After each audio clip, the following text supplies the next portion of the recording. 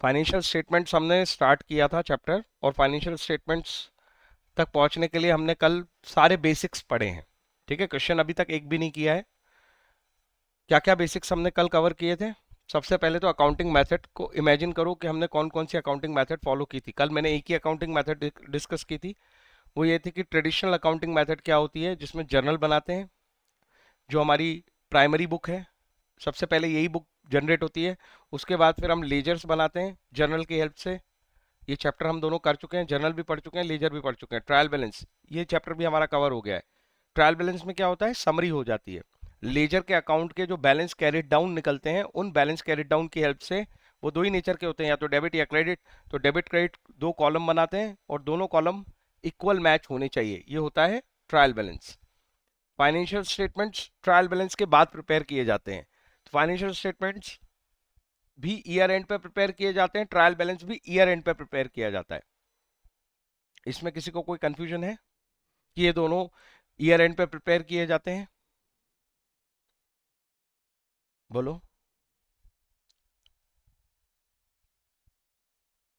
हम्म।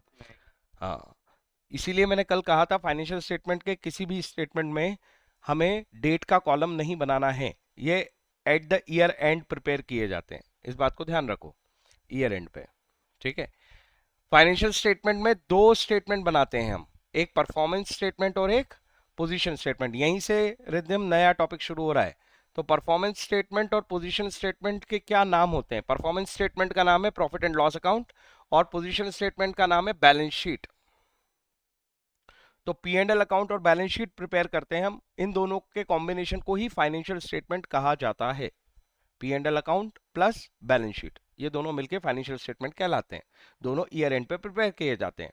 Performance statement क्या बताता है, आपके बिजनेस ने कैसा परफॉर्म किया, मतलब इस स्टेटमेंट में या इस अकाउंट में हमें फाइनली प्रॉफिट या लॉस पता चलता है, कंपनी ने प्रॉफिट कमाया या लॉस कमाया। अगर तुम्हें याद है तो अकाउंट्स में केवल चार चीजें थी, असेट लायबिलिटी इनकम एक्सपेंस। उसमें से इनकम और एक्सपेंस को हम पीएनएल में कवर करते हैं और असेट लायबिलिटी को हम बैलेंस शीट में कवर करते हैं। इनकम एक्सपेंस का जब कंपेयर करते हो तो ऑब्वियसली इनकम ज्यादा होगी तो प्रॉफिट मिलेगा, एक्सपेंस ज्यादा होंगे इन कंपैरिजन टू इनकम तो लॉस मिलेगा। तो इनकम एक्सपेंस को कंपैरिजन करने से प्रॉफिट लॉस पता चलते हैं, और असेट लायबिलिटी को कंपेयर करने से बैलेंस शीट बन जाती है। ठीक है, इसमें किसी को कोई दिक्कत? वो चारों का ही दो दो, यहाँ पे दो का कंपैरिजन हो गया, यहाँ पे दो का कंपैरिजन हो गया, यहां तक किसी को कोई दिक्कत? यहां तक किसी को कोई दिक्कत? लक्ष्य, आर्यन, सेजल, ये बात याद आ गई? नहीं। सर आप कह रहे थे ये ट्रेडिशनल अकाउंटिंग मेथड है, स्पेशल बुक मेंटेनेंस में क्या होता है? स्पेशल बुक मेंटेनेंस में तुम्हें याद है तो एक प्राइमरी बुक बनती है। सर हम तो भूल गए, प्राइमरी बुक कौन सी होती है? प्राइमरी बुक का नाम है cash book. Single column cash book, double column cash book, chapter cover कर लिया है। दूसरी बुक्स कौन सी होती हैं? Secondary books. ये सब पहली एंट्री इनमें हो रही होती है, इसमें जर्नल बनती ही नहीं है। सेकेंडरी बुक्स कौन कौन सी होती हैं? हम तो भूल गए सर। परचेज बुक,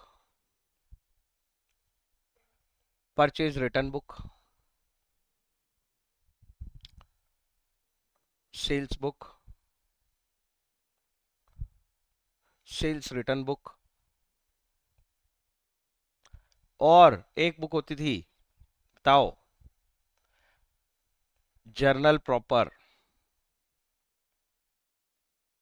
कौन सी एंट्री कौन सी बुक में जाएगी? हम पहले ही बाइफर्केशन मेंटेन करना शुरू कर देते हैं, जिनमें ज्यादातर वॉल्यूम ऑफ ट्रांजैक्शन होता है उनको हम पहले ही बाइफर्केट कर देते हैं, अकेली जर्नल में नहीं लिखते। अगर हमारा कैश ट्रांजैक्शन है तो कैश बुक में आएगा। कैश ट्रांजैक्शन का मतलब केवल कैश इन हैंड नहीं होता, कैश एट बैंक भी होता है, इसलिए डबल कॉलम कैश बुक बनाते थे, एक कैश का कॉलम और एक बैंक का कॉलम। याद आया कि भूल गए? बोलो बोलो। Single column cash book, double column cash book याद है? कैश इन हैंड और बैंक जिसमें इफेक्ट हो, कैश बढ़ा है तो डेबिट साइड पे एंट्री, कैश कम हुआ है तो क्रेडिट साइड पे एंट्री। याद आया? एक स्टेप और याद दिला दी। कैश बुक कैसे बनती है? डेट पर्टिकुलर, दो कॉलम डेबिट के, फिर डेट पर्टिकुलर, दो कॉलम क्रेडिट के, एक कैश का कॉलम, एक बैंक का कॉलम। कैश और बैंक दोनों असेट, बढ़ानी है तो डेबिट साइड पे एंट्री हो रही थी, कम करनी है तो क्रेडिट साइड पे एंट्री हो रही थी। हाँ या ना? बोलो बोलो हाँ। ठीक है सर, तो ये हो गई प्राइमरी बुक, तो ऐसे बन जाती है। फिर एक चैप्टर था सेकेंडरी बुक्स का, purchase book, sales, purchase return, sales book, sales return book और जनरल प्रॉपर, ये चैप्टर भी पढ़ लिया। परचेज बुक में कौन सी एंट्री आती है? Credit purchases, only credit purchases. Cash purchase कहाँ जाएगी? अरे कैश परचेज में कैश इफेक्ट हुआ था, वो कैश बुक में जाएगी। यस और नो? बाकी लोग, बाकी लोग बोलो जी, बोलो हाँ। परचेज रिटर्न बुक में क्या आता है? जो परचेज रिटर्न होके हमारे पास आ जाती है। याद है क्या परचेज बुक का वो कैसा था? जैसे हमारा बिल दिखता है उस तरह की कुछ शक्ल होती है परचेज बुक की। एक ही कॉलम होता है, क्वांटिटी अमाउंट मल्टीप्लाई करके लिख देते हैं, स्टेशनरी इतनी खरीदी, इस रेट पे खरीदी, इस तरीके से परचेज बुक बन जाती है। सेल्स बुक, सेल्स बुक क्यों आएगी? क्रेडिट सेल के लिए सिर्फ। सेल्स बुक में केवल क्या आएंगे? Credit sales. कैश सेल्स कहाँ आ जाएंगे? अगेन कैश बुक में। कैश बुक बढ़ जाएगी, कैश और बैंक का बैलेंस जिसमें भी सेल किया तुमने। सेल रिटर्न में सेल रिटर्न। और इन एंट्रीज को छोड़ के जितनी अभी हमने डिस्कस की, रेसिड्यू सारी एंट्रीज किस में होगी? जर्नल प्रॉपर में। रेसिडुअल एंट्री सब यहां होगी, जो कैश बुक में भी नहीं आई, जो परचेज बुक में भी नहीं आई, purchase return, sales, sales return में नहीं आई हैं, वो सारी एंट्री जनरल प्रॉपर में जाएंगी।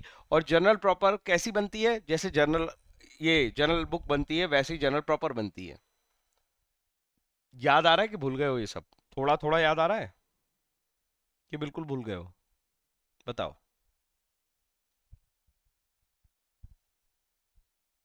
बताओ बताओ। नहीं यार। अच्छा, आर्यन, सेजल, जल्दी बताओ। रिद्धिम की तो मेरे को आवाज ही नहीं आती है। रिद्धिम एक बार बोल के देख। ये कुछ याद आ रहा है? ये चैप्टर हमने पढ़े सारे। ये दूसरी स्पेशल मेथड। अच्छा, ये सारी बुक बनाने के बाद हम क्या करेंगे? ये सारी बुक बनाने के बाद हम क्या करेंगे?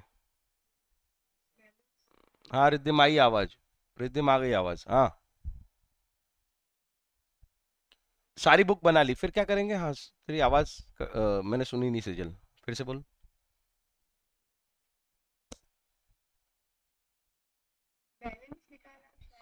अरे प्राणियों, इसके बाद बनेगी लेजर।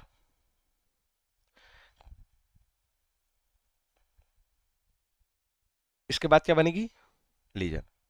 तुम मुझे बताओ, लेजर में परचेस अकाउंट आएगा क्या? ज्ञान की बात है ये बहुत। सेल्स अकाउंट आएगा क्या?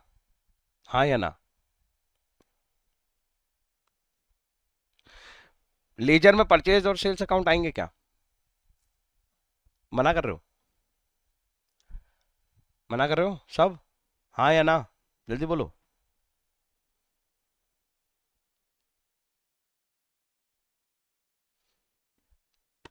बोलो बोलो बोलो।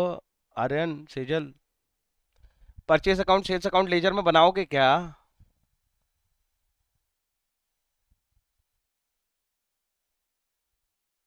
कुछ भी नहीं बोलना चाहते हो?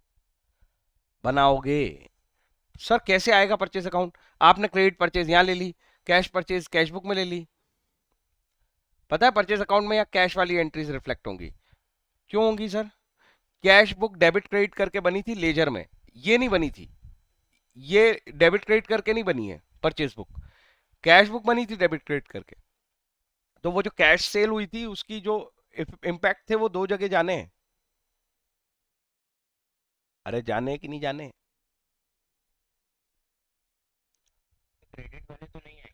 हाँ क्रेडिट वाले नहीं आएंगे, पर क्रेडिटर का अकाउंट आएगा।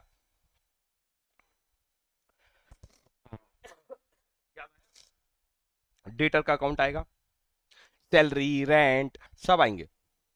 ये कैश बुक के जितने आइटम है ना, इन सब के लिए एक लेजर बननी है। कैश बुक जिससे बड़ी है जिससे कम हुई है सबके अकाउंट आने वाले हैं। तो परचेज और सेल्स भी तो कैश बुक को बढ़ाने और घटाने में काम आते हैं, जो कैश परचेज या कैश सेल होती है। उनके भी अकाउंट आएंगे, और ये जर्नल प्रॉपर के तो आएंगे ही आएंगे। केवल ये 4 बुक है जिनके लिए हम लेजर नहीं बनाते, मतलब credit purchase, credit sale, sales return, purchase return. याद आ जाए तो ठीक है, नहीं आए तो अभी समझ लो। अभी किसी को कुछ पूछना है तो पूछ लो। सेजल, आर्यन। हम्म।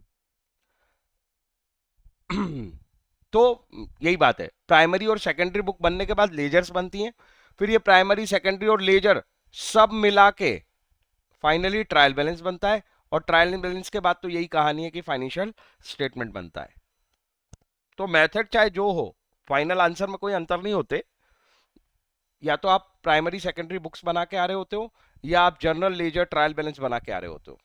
ये मॉडर्न अकाउंटिंग है, स्पेशल बुक मेंटेनेंस।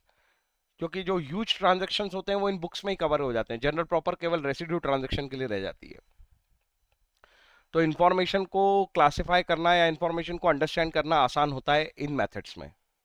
तो दो मेथड होती है अकाउंटिंग की, ये बात मैंने ठीक से सिखाई थी, तुम्हें याद आ गई होगी। और दोनों मेथड से फाइनली हम ट्रायल बैलेंस पे पहुंचेंगे, और ट्रायल बैलेंस से फाइनेंशियल स्टेटमेंट्स बनाएंगे।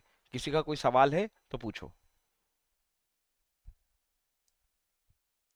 अभी मेरा फोकस केवल फाइनेंशियल स्टेटमेंट पे है, पर ये फाइनेंशियल स्टेटमेंट पे कैसे आए हम, ये वाली बात मैंने सिखा दी है।